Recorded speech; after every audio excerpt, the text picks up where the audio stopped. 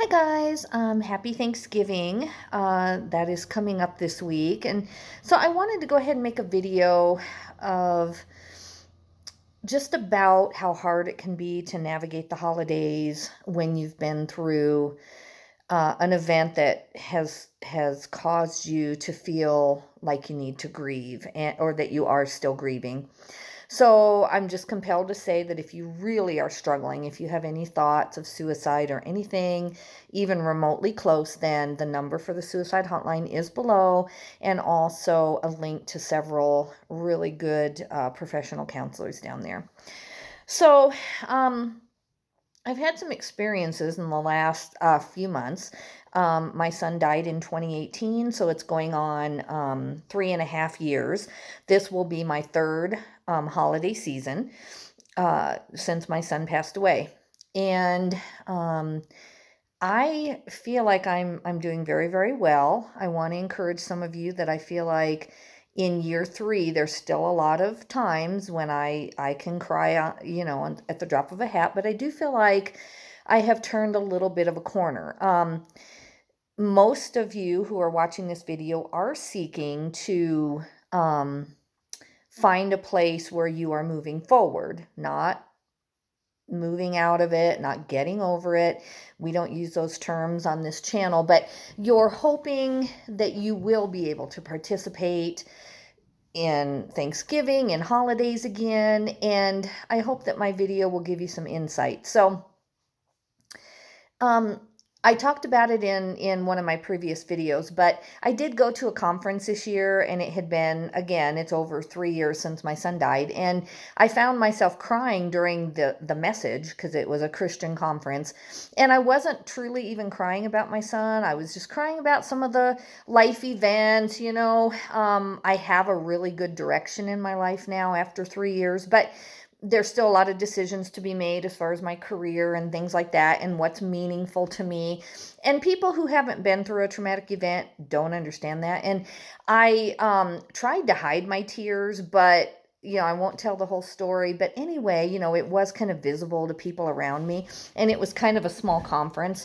And so then I found the speaker getting up and saying something to the effect of, we all lose children and spouses and things like that. And this particular speaker had not lost either one of those. She had told her whole life story, and neither one of those had happened to her. And so I felt very uncomfortable, and hopefully it was just in my imagination. I'll never know because I'm not going to talk to someone about that at the conference. That's up to them and up to the way they live their lives, and it has nothing to do with me.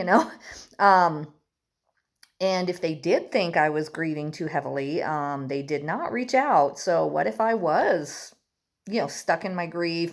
What if I was thinking of committing suicide that day? No one checked. And so it's just a group of people that I dearly love, but won't be able to, participate with really until I see that, yeah, it just isn't a group of people that I feel comfortable, if there's going to be potentially some judgment about a grieving mother. Is 3 years too long? Maybe. I do not cry at home all day, every day. I do not cry in public that often, but it does happen occasionally, and I don't know what to say except that it happens occasionally. I'm someone who cries pretty easily. So that's just part of my personality. And then you add the grief onto that. And even though I'm very happy-go-lucky and doing very well, I hope that I dreamed the whole thing up is what I'm hoping. But I was sitting there and kind of feeling like maybe they felt that way. And I thought it was just my imagination. I told myself, hey, you're just uncomfortable. It's your problem. But then when that was said, I was kind of like, whoa, okay. That tells me what I needed to know. So that is kind of a decision that you're going to have to make.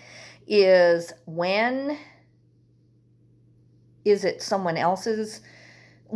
not someone else's responsibility to support you? This is a volunteer position. We've talked about this on my other videos.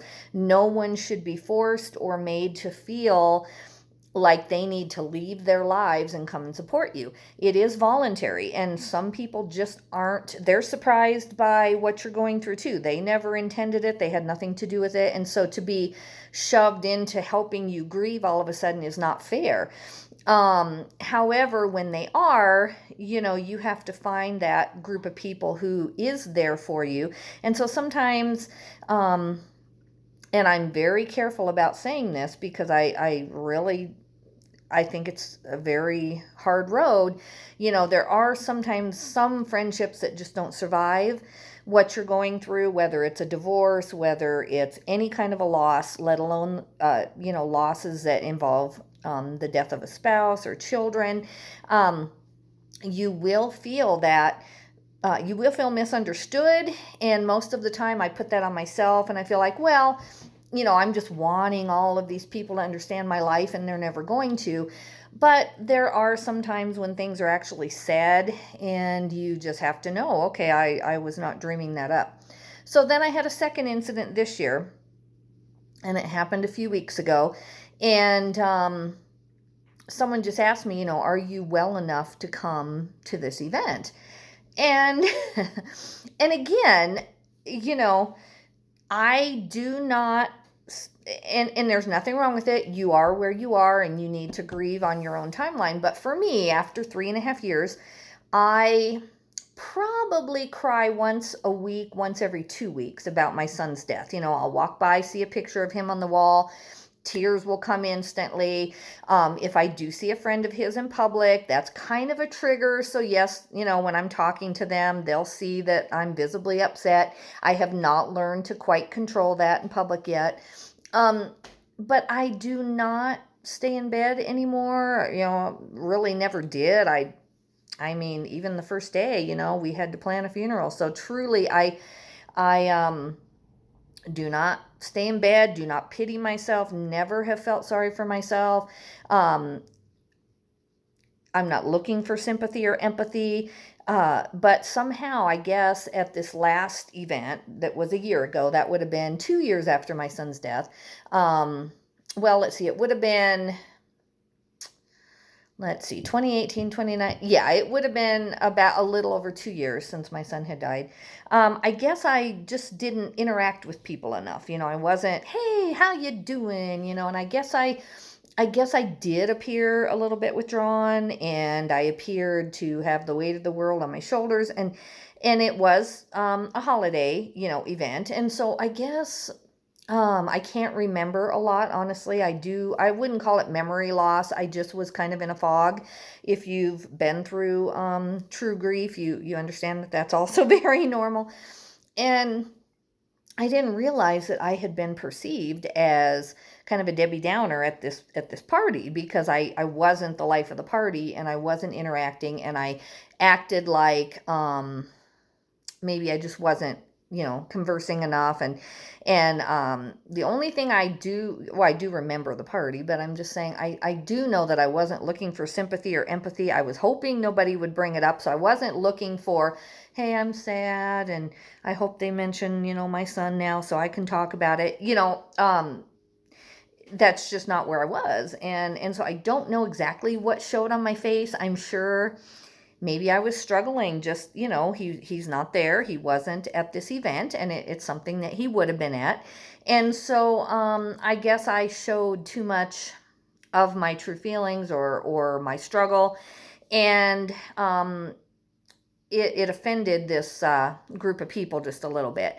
And so I just wanted to prepare you that, you are making a choice. When you grieve publicly, when you ever show any emotion, any strain, any struggle in front of a certain group of people, you are making a choice that they get to have the reaction they have. And you have to honor that reaction.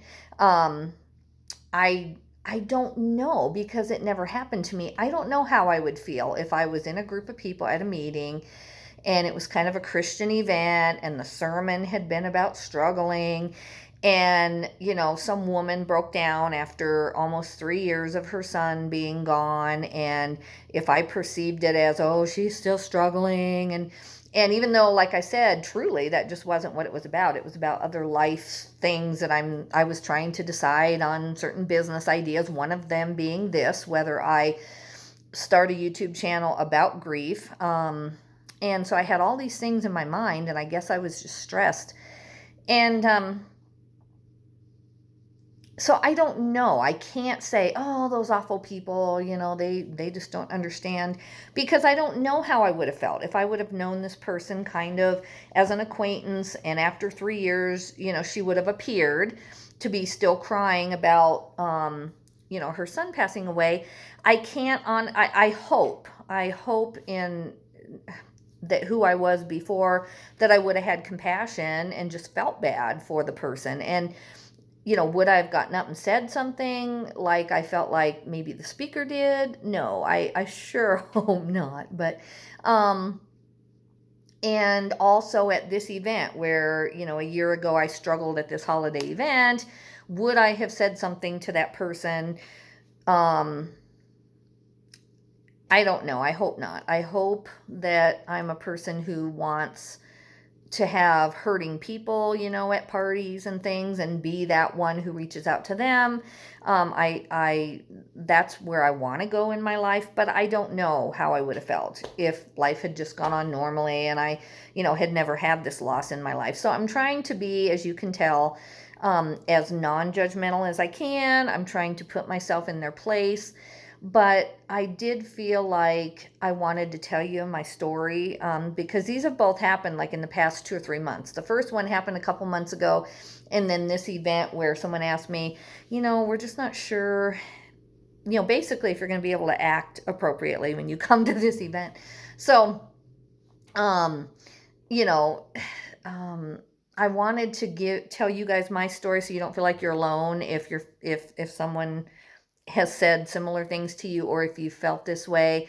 I do feel like that's half the battle, just knowing that some of these things that happen to us after we grieve are so strange, um, the expectations of people, that when a whole person is missing from your life, that you just, pick it back up and, have a picture on the wall and say, hey, how you doing? And, and just move on as if some of these holidays and events aren't kind of a big struggle. On the other hand, any improvement I do in my life, I want to be for myself. I'm not trying to self-improve to make other people comfortable. I'm not trying to self-improve to be an example of how great I am and how I handled this struggle. And after 6 months, I just never mentioned my son again because, I'm this amazing person who just moved on. And I don't believe, I don't adhere to that philosophy. So, I feel like I know people who 20 years after someone died, they still at least have a fond remembrance of them. And once in a great while, it'll just hit them that person's not there and how they wish that person was. And then they do. Of course, they're living a life. They have much to live for, and they don't stay in that place all the time. But I feel like after, especially last year, year 2.5, and even this year 3, I do feel like COVID made it more difficult. COVID changed my whole life around again. So I was kind of starting to repair my life and get in a routine and put the grieving in a certain place where it was appropriate and I could deal with it. And I was really improving. I had had counseling by then. I was doing everything I knew how, and then COVID hit and we're all at home all the time. So a lot of the coping things that I was used to using, and they were good, they were healthy coping things. They were, having a certain level of busyness, traveling, seeing family and friends. That's all healthy ways to handle grieving. And then all of a sudden, shut down, can't do it. It's just my husband and I in a house for months, truly. I mean, and we live in Wyoming where things opened up very, very quickly, but it still really took everything that I was used to using as a grief coping mechanism and an improvement mechanism and just wiped it all away. And I think some of you have probably experienced that too, and I'm going to make another video here in a minute concerning that. But I wanted to talk to you about the holidays. I understand. So my advice, which I'm not really giving you advice because what worked for me won't work for you. So your choices, let's go with that, are that you need to decide, am I up to going? Which I think you know how I feel. My philosophy on this channel is that we have to fight to improve. So just because you don't feel like it doesn't mean that that's an excuse not to go. So if you do feel like you want to try, if you feel like being with people is better than being home alone, then try.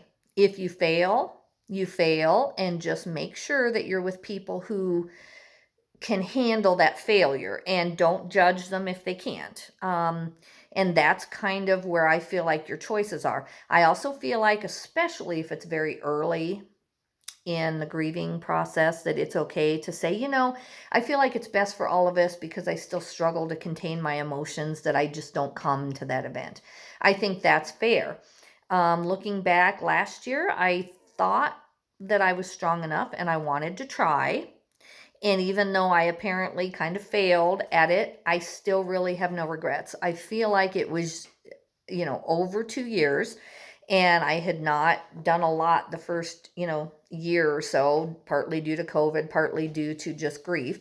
And I wanted to try. I wanted to have a party. I wanted to kind of, try to recover those pieces of my life. I love the holidays, and my son did too. And I wanted to enjoy them, and I wanted to try to go to this meeting and be a part of the conference, and try to be something other than a grieving mother at all times. And I kind of failed there too. I did really well through several of the days, but just on that one day right before we went home, I just kind of, too many messages and too many things touched my heart, and I had all these decisions to make, and I kind of broke down. So to be honest with you, I just kind of look at it as, sorry, not sorry. I mean, I'm sorry if my grief impacted anyone at these different events, but I'm really not, because I have to find a way to try and get better, and I can't do that if I'm constantly worried about the judgment of others. So I will be praying for you that you make the right decision for you.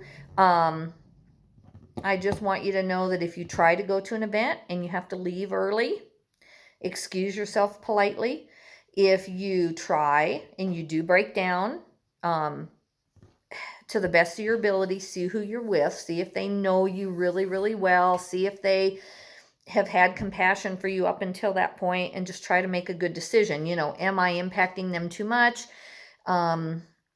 Is this something that they just aren't equipped to really deal with, or don't want to deal with? If there are some strangers there, maybe it's going to impact them more than if it's all family who has been very understanding.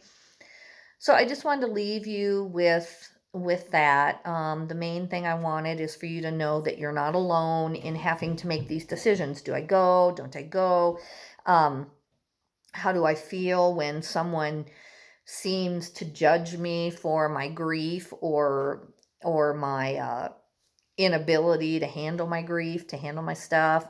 It's very normal to feel like you're being treated like you just went through some minor event and now you're overreacting. And yeah, I've had that happen to me this year. I think it's the first time. I think with COVID, I wasn't around a lot of people for a long time. And then the first year, everyone comes out of the woodwork to be kind and merciful. And so for me, I feel like maybe after year 2, I would have started to figure this out, that people thought, okay, it's been 2 years, get over it. I think now that it's 3 years, I think they're even more surprised, and I think that there's some judgment there. So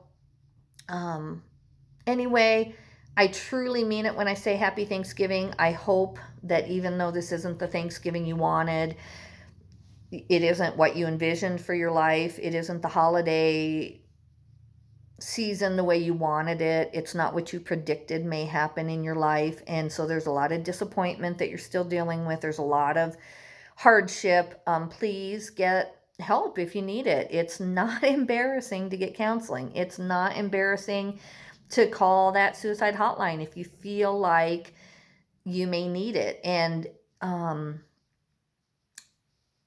you're very, just being willing to stay alive and face everything that you're going through is a very strong decision. And if nobody else says it, I'm sorry. I am proud of you if you're trying. If you're watching this video because you're trying to improve, just know that I get it and I know the struggle. And I wish you the best and happy Thanksgiving, guys. Bye-bye.